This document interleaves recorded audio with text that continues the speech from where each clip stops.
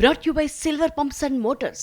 Top quality और consistent performance के लिए सिर्फ सिल्वर पंप्स नाम याद रखना. కష్టపడి సంపాదించిందైతే కారు కొనడానికి కూడా 10 సార్లు ఆలోచిస్తాం. అదే మంది సొమ్మైతే అప్పనంగా వచ్చి పడితే ఏకంగా ఫ్లైట్ అయినా కొనేస్తారు కొందరు. జనాన్ని ముంచి ఆకాశంలో విహరిస్తున్న బడా చీటర్ ప్రైవేట్ జెట్ నాటకీయంగా సీజ్ అయింది. ఫాల్కన్ స్కామ్ కేసులో ఎన్ఫోర్స్మెంట్ డైరెక్టరేట్ దూకుడు పెంచింది. ప్రైవేట్ జెట్ అయితే ల్యాండ్ అయింది. మరి పీకల దాకా మిక్కిందంతా కక్కేదెప్పుడు? అరచేతిలో స్వర్గం చూపించారు. అందరూ గుడ్డిగా నమ్మేశారు. ఇంకేముంది, కష్టపడి సంపాదించిందంతా చీటర్ల చేతిలో పోశారు. కొన్నాళ్లు పోయాకే తెలిసింది మోసపోయామని. ఆ ఘరానా మోసగాడు రెక్కలు కట్టుకొని ఎగిరిపోయాడని. తమ సొమ్ముతో ప్రైవేట్ జెట్ కొనేసి విదేశాలకు చెక్కేశాడని తెలియటంతో ఇక దొరకడనే అనుకున్నారు. కానీ మెడికల్ ఎమర్జెన్సీ పేరుతో శంషాబాద్ ఎయిర్పోర్టులో ల్యాండ్ అయిన చార్టెడ్ ఫ్లైట్ గురించి ఆరా తీస్తే షాకింగ్ ట్విస్ట్ బయటపడింది. అదెవరిదో కాదు, పెట్టుబడుల పేరుతో జనం నుంచి 850 కోట్ల రూపాయలు దోచేసిన ఫాల్కన్ కంపెనీ యజమాని అమర్దీప్ కుమార్దే. ప్రతి ఒక్క ఐవీఎఫ్ క్లినిక్ లో మీకు ఈ డిస్కౌంట్ ఇస్తాము, ఆ డిస్కౌంట్ ఇస్తామంటారు. కానీ మేము బిడ్డని ఇస్తాం అని ఎందుకు చెప్పడం లేదు? మనం ప్రామిస్ కోసం డబ్బులిస్తున్నామా లేదా తల్లిదండ్రులు కావడం కోసం చెల్లిస్తున్నామా? Nova IVF. దాగిన ఖర్చులుండవు, మీరు నమ్మగల నైపుణ్యం మాత్రమే.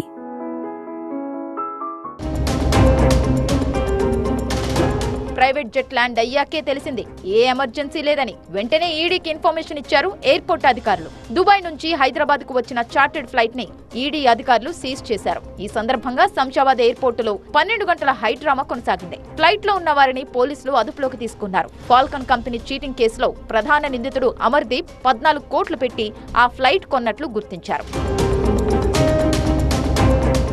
ఫాల్కన్ చీటింగ్ కేసులో ఇప్పటికే 3 అరెస్టు చేశారు సైబరాబాద్ పోలీసులు. కంపెనీ చైర్మన్ అమర్దీప్ సహా పరారీలో ఉన్న మరికొందరికి లుకౌట్ నోటీసులు ఇచ్చారు. ఇప్పుడు సీజ్ చేసిన విమానంలోనే అమర్దీప్ జనవరి 22న దుబాయ్కి పారిపోయినట్లు గుర్తించింది ఈడీ. ఇదే కేసులో ఫిబ్రవరి 15న సైబరాబాద్ పోలీసులు ఫాల్కన్ డైరెక్టర్స్ పవన్ కుమార్, కావ్య నల్లూరిని అరెస్టు చేశారు. అధిక లాభాల ఆశ చూపించి అమాయకుల నుంచి భారీ మొత్తంలో డిపాజిట్లు సేకరించింది ఫాల్కన్ సంస్థ.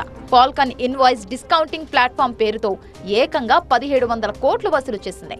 ఇందులో సగం తిరిగి చెల్లించినా మిగిలిన 850 కోట్లు తిరిగివ్వకుండా board తిప్పేసింది.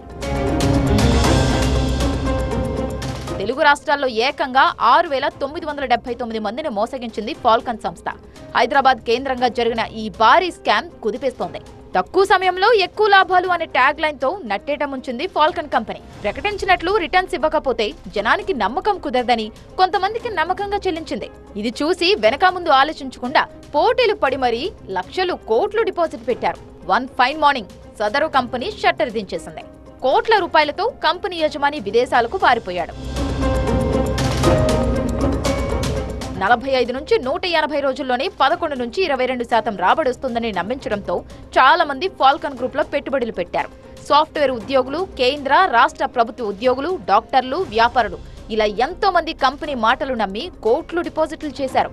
Falcon invoice discounting platform managing director Amardeep Kumar, CEO Aryan Singh తో పాటు యోగేందర్ సింగ్, పవన్ కుమార్ ఓదెలా, కావ్య నల్లూరి తదితరులంతా కలిసి capital protection force private limited పేరుతో ఈ సంస్థను ఏర్పాటు చేశారు. హైటెక్ సిటీలోని హుడా ఎన్క్లేవ్ భవనంలో ఆఫీస్ ఓపెన్ చేశారు. బ్రిటానియా, అమెజాన్, గోద్రేజ్ తదితర సంస్థలతో బిజినెస్ డీల్స్ ఉన్నాయంటూ నకిలీ అగ్రిమెంట్లను చూపించి నమ్మించింది ఫాల్కన్. 2021 నుంచి డిపాజిట్లు సేకరించడం మొదలుపెట్టింది.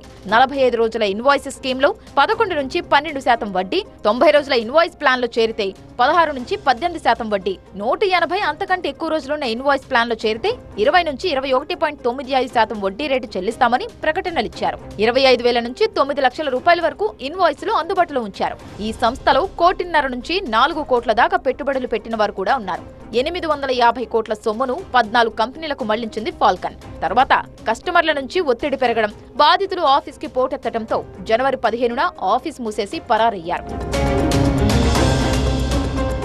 ఫాల్కన్ బాధితులు సైబరాబాద్ ఈఓడబ్ల్యూ పోలీసులను ఆశ్రయించారు. పోలీసులు మొత్తం 3 కేసులు నమోదు చేశారు. 20 మందిని ఎఫ్ఐఆర్లో చేర్చి లుకౌట్ నోటీసులు జారీ చేశారు. నిందితుల జాడ కోసం మొత్తం 3 టీంలను ఏర్పాటు చేశారు.